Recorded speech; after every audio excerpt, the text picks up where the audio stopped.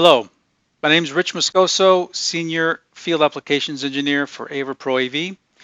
And today I would like to take some time and discuss the effective tracking area for our new AI auto tracking cameras. If you have any questions later on, I can be reached at rich.moscoso@aver.com. Specifically, what I would like to discuss with our new AI auto tracking cameras, if you're not familiar, the cameras that fall into that would be like the TR311, TR331, and even our TR3 series, the V2. So we have version 2s coming out, and just know that the version 2s are TAA compliant. That's why we have the version 2 coming out. If you're not familiar with our auto tracking modes, these cameras do come with 3 different auto tracking modes. One's called people tracking, the other is called zone, and the third one is called hybrid. Essentially, people tracking, which we also call person tracking, is that mode in which the camera will follow you around as if you have a virtual camera operator and keep the person centered to the image. Zone tracking, think of zone tracking as that mode where content's more important and you would like the camera to snap to a preset, so from anywhere from 2 to 3 to 4 different zones. And we do this via presets. So presets 6, 7, 8, and 9 are reserved for this function, and you can set those up to either zoom in or zoom out as you approach that area of the room. And then hybrid's pretty cool in the sense that it combines both of these auto tracking modes, and you're able to then have the camera snap to a particular preset, specifically either preset 10, 11, 12, or 13 for hybrid tracking. But the idea is that it will snap to a preset, but then as you leave that part of the room or that space, it can then automatically transition to that person tracking and just follow you around. But then maybe you get to another part of the room where you want that camera to snap to a preset. You can do that with hybrid. So effective tracking area. I'll try to keep this tutorial rather quick, but with a lot of good information. So think of this, the effective tracking area is the area where you would like the tracking or the movement to function within the space using this red zone. So I'm calling this red box the red zone. Basically, it gives you the ability to kind of limit where the camera is going to go, right? And as far as how far left you want the camera to pan or how far right you want the camera to pan. But not only panning, but also tilting. You can also adjust how far up the camera will go. So maybe if you're going up a ladder or something, maybe you want it to stop at a certain height, or maybe if you go to sit down or you're on a riser, you don't necessarily want to follow someone as they're walking down, 4 or 5 steps of stairs. So in this example, as a person exits stage left over here, so imagine there is someone walking up here on this stage, and they exit stage left. The camera will stop panning right when the center of the image is right here at this border. Then the camera will stop. The person walks off. You can set a timer, right, anywhere from 3 to 10 seconds before that camera will reset and go back to preset 0 or preset number 1. But let's say it does follow someone out. It gives time for the camera to sit there and then allows for another person to walk into this frame, right? And then it'll begin tracking them. So this is a really good example of kind of handing off the auto tracking. Another use case for effective tracking area could be if there's extras or maybe there's kids in the class that are seated in the same area and you don't really want the camera to go that far over. So for instance, you would like the camera to track someone in this general area, but if they were to walk over here, say towards the exit, you don't necessarily want the camera to follow them as they head towards the exit. Likewise, if they're walking towards a piano or towards these other special guest speakers, maybe you don't want the camera to go that far all the way over here. And the same with either a professor, teacher at the front of the room. You would like the camera to track them as they walk back and forth, but if they walk into the classroom, maybe you don't want the camera to actually tilt down and capture, say, the kids in the class, right?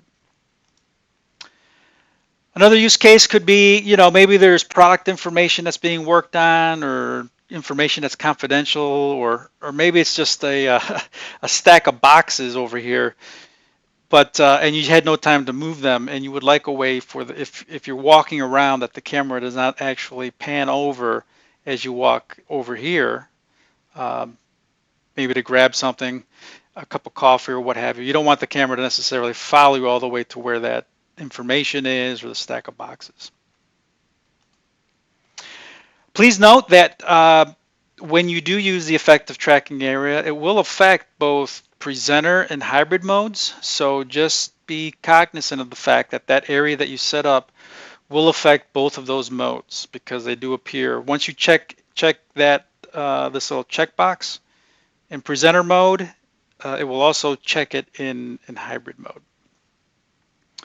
So what does that look like in practice? So let's take a look here real quick. If we go to our camera, oops, come here, where is that guy at here? So I'm going to log into the camera using a Chrome browser, and then this is the landing page, right? This is where we're going to end up when you log into the camera's web UI. And this is where you can gain access to the camera's all the camera settings, right, and how to tweak the camera. So we're going to go here to tracking settings. We're going to go to presenter. So if you notice here, this is labeled effective tracking area. We're going to select set, and what should happen is the camera should fully zoom out. So my camera has fully zoomed out to 000, or 0% zoom, right? So this is the size of my room.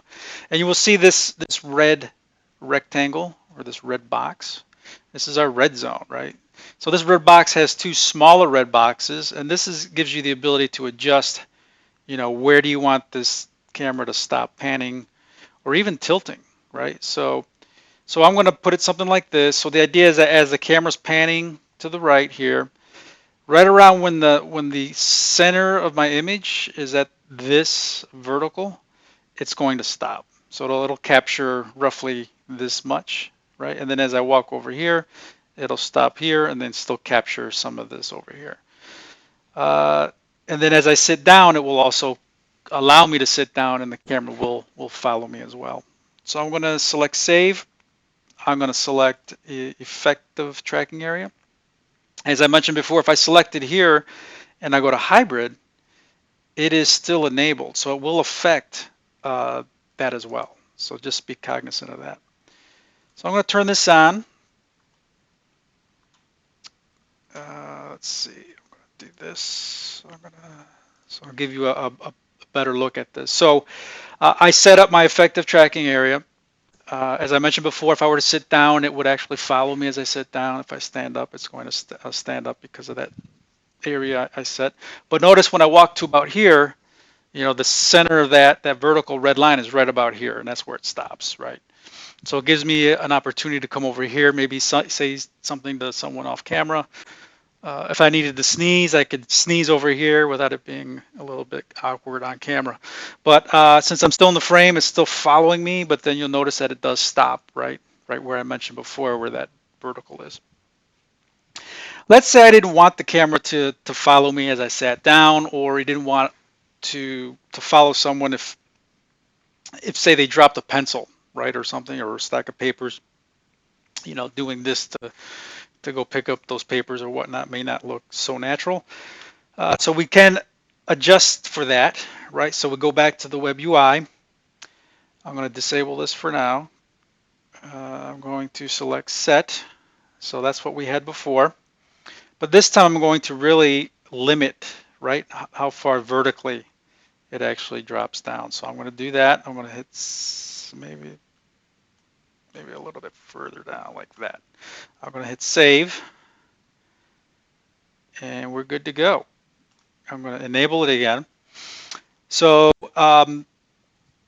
as before, it will stop here. But you notice when I sit down, it will limit. Here, let me fade over here real quick.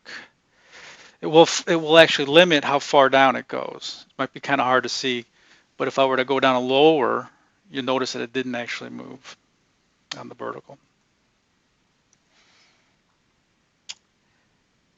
But keep in mind, this will also affect hybrid mode. So I need to stress that because if you're trying to use hybrid and it's just not working for some reason, just keep in mind that this will affect the zones that you are setting up for hybrid as well.